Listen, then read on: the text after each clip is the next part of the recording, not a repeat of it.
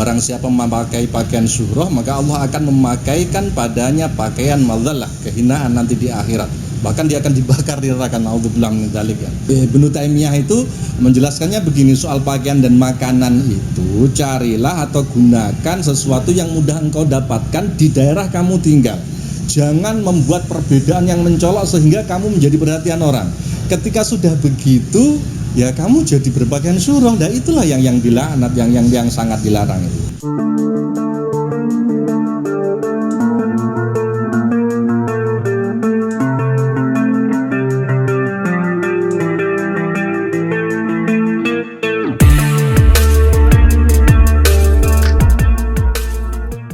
Sunnah itu lughatan artinya at-thariqah wal manhaj, ya, cara atau metode dan lain-lainnya.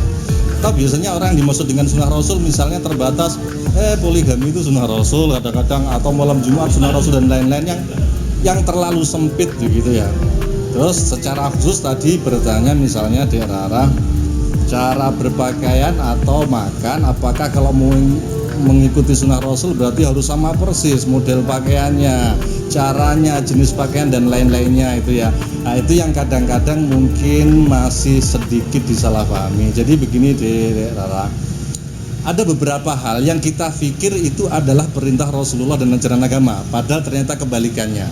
Misalnya kalau kita berusaha berpakaian seperti pakaian Rasul persis dengan imamahnya, dengan jenis pakaiannya di Indonesia atau di New York atau di mana gitu ya, ternyata yang demikian itu justru dilarang. Jadi ada hadis disebut sebagai terkenal di kalangan para ulama itu, mulai dari Ibnu Taimiyah, Syekh Abdul Qadir Al-Jailani Al-Hambali, Syekh Ali Jum'ah dan lain-lain pun membahas tentang ini, termasuk Asy-Syaukani, bahkan Ibnu Umar. Jadi bicara tentang cara berpakaian itu ternyata tidak seperti yang difahami oleh beberapa teman kita hari ini. Jadi ada beberapa hadis tentang syuhrah. Jadi dikatakan bahwa barang siapa memakai pakaian syuhrah, ya nanti kita jelaskan pakaian syuhrah itu apa, maka Allah akan berpaling darinya sampai dia melepaskan pakaian itu. Di hadis lain disebutkan, di riwayat lain itu, barang siapa memakai pakaian syuhrah maka Allah akan memakaikan padanya pakaian madzalah, kehinaan nanti di akhirat. Bahkan dia akan dibakar di neraka. Naudzubillah min dzalik ya. Ibnu Umar sendiri terkenal sebagai orang yang selalu mengikuti Rasulullah, bahkan ingin meniru secara persis, bahkan cara jalannya, cara semuanya, orang yang paling mirip dengan Rasulullah dengan cara berpakaiannya, cara bicaranya, semuanya itu terkenal adalah Ibnu Umar. Itu pun beliau kalau bicara secara umum tentang pakaian, beliau punya nasihat begini, barang siapa memakai pakaian syuhrah, kata beliau, maka Allah akan berpaling darinya meskipun dia seorang wali, kata beliau. Maka kalau makan ya silahkan, kata beliau, makan yang Anda sukai tapi yang normal, yang wajar. Kalau berpakaian juga, kata beliau, pakailah pakaian yang normal menurut daerah Anda. Jadi begitu, enggak seperti harus persis Kanjeng Nabi Muhammad SAW. Lalu kita di Indonesia berpakaian pakai seperti beliau zaman dulu dengan lengkap imamahnya dan lain-lainnya. Itu ternyata justru terbalik, malah tidak boleh disebut syuhrah. Allah pun berpaling. Ancamannya tadi bahkan serem kan. Nah, maka kemudian para ulama mengatakan pakaian itu yang nomor satu wajib adalah menutup aurat. Maka ada sifat la yasifu wa la yashifu wa la yakshifu. Tidak boleh ketat yang membuat seseorang terlihat bentuk tubuhnya, tidak boleh yang menerawang, kemudian tidak boleh yang terbuka. Lah, soal terbuka ini tentu saja para ulama kan berbeda pendapat. Untuk wanita, apakah seluruh tubuhnya termasuk muka harus ditutup apa enggak? Ada yang bilang tidak, karena Asma binti Abu Bakar ketika ditegur Rasulullah kan disebut oleh Rasulullah, ya Asma, kalau wanita sudah dewasa itu yang boleh kelihatan cuma ini sama ini, artinya muka dan tangan. Sayyidah Aisyah pun berpendapat demikian. Tetapi ada juga yang berpendapat pokoknya semuanya nggak boleh. Ya tidak apa-apa, silahkan mengikuti madhab yang mana, nggak apa-apa. Artinya nanti yang ikut madhab itu jangan mencela yang ini, dan sebaliknya juga.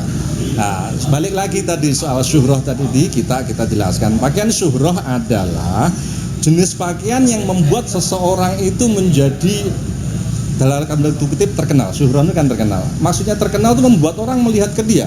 Karena tidak wajar kalau saudara-saudara kita di Taliban sana memakai pakaian yang sering kita lihat di TV itu normal di sana, tidak masalah. Kalau justru Taliban terus di sana pakai batik, pakai belangkon, itu syuhroh, itu yang dosa, nggak boleh. Sebaliknya orang Jawa di sini di kampung tiba-tiba pakai pakaian kayak Taliban, itu yang dimaksud oleh para sahabat dan para ulama. Syuhroh itu seperti itu. Maka para ulama mengatakan syuhroh itu nggak ada bedanya soal itu pakaian mahal, bagus atau jelek sekalipun. Sehingga Ibnu Taimiyah itu menjelaskannya begini, soal pakaian dan makanan itu carilah atau gunakan sesuatu yang mudah engkau dapatkan di daerah kamu tinggal. Jangan membuat perbedaan yang mencolok sehingga kamu menjadi perhatian orang. Ketika sudah begitu, ya kamu jadi berpakaian syuhroh. Dan itulah yang dilaknat, yang sangat dilarang itu. Bahkan para ulama itu mengatakan begini, sesama orang Arab pun, misalnya Anda tinggal di Mesir nih, di Mesir tidak ada kebiasaan misalnya di daerah Anda, entah itu di Kairo atau di Alexandria, tidak ada biasa orang pakai imamah, misalnya seperti Saudi atau zaman Rasulullah juga tidak berpakaian seperti itu. Lalu Anda di Alexandria atau di Mesir pakai itu sudah jadi syuhroh, padahal sama-sama Arabnya. Tetapi Arab di Saudi dengan di Mesir beda cara pakainya. Terus Anda pakai yang imamah kotak-kotak itu, lengkap itu biar mirip, itu tidak boleh. Atau menunjukkan persis gitu, misalnya cari-cari di kitab Nabi pakai seperti apa sih, lalu pergi ke tukang jahit dibikin mirip semirip mungkin. Tapi Anda tinggal di Jakarta lalu Anda pakai itulah yang dilarang oleh Nabi, itu syuhroh. Nah jadi begitu, kalau kita di sini ya berpakaian seperti yang saya pakai ini normal di sini, tidak akan membuat orang heran. Nah, termasuk syuhroh itu diantaranya para ulama menjelaskan pakaian terlalu bagus. Misalnya di suatu lingkungan orang berpakaian normal lah ya biasa, tiba-tiba ada satu yang pakainya sangat bagus, otomatis orang melihat dong. Atau terlalu jelek juga tidak boleh. Jangan mentang-mentang terus biar dianggap zuhud dan segala macam jelek banget, itu juga syuhroh. Maka syuhroh itu tidak ada hubungannya bagus atau jelek. Bagus juga bisa syuhroh, jelek juga bisa syuhroh. Nah gitu deh. Jadi ya moga-moga kita, teman-teman kita paham lah soal ini.